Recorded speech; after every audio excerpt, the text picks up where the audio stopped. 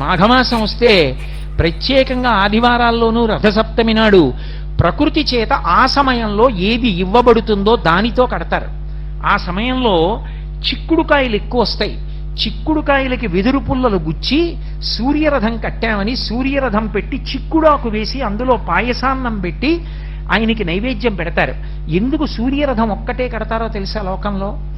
సూర్యరథాన్ని మీరు కేవలంగా 4 చిక్కుడుకాయలకి 4 పుల్లలు గుచ్చి అక్కడ పెట్టి చూసినా సరే. మాఘమాసం ఎందుకు అంటే సూర్యబింబం ఆవిర్భవించినటువంటి మాసం అది. అందుకని ఆ మాసంలో పట్టు ఎక్కువ.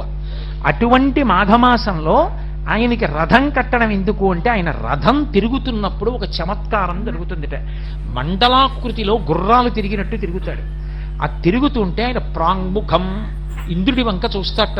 మొదట తూర్పు దిక్కుకి తిరిగి చూసేటప్పటికీ ఆయనకి గౌతమ మహర్షి శాపం ఉంది. ఒళ్ళంతా ఆయనకి నేత్రములుగా కళ్ళలా కనపడతాయి. అవి ఇతరులు చూసినప్పుడు పద్మాల మాల వేసుకున్నట్లు పద్మాల్లా ఉంటాయిట. సూర్యుడు తూర్పు దిక్కుకి తిరగగానే ఆ కిరణములు ఇంద్రుడి మీద పడితే ఆ ఇంద్రుడి ఒళ్ళంతా పద్మాల మాలలు విచ్చుకున్నట్టుగా కనపడి 2 చేతులెత్తి నమస్కరిస్తాట.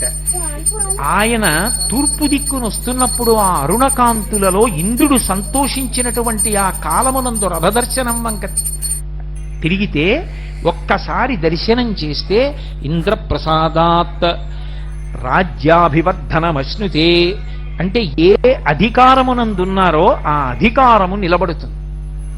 రాజ్యాభివర్ధనమశ్నుతే ఏ పదవిలో ఉన్నావో అందులో వృద్ధిలోకి వస్తావు.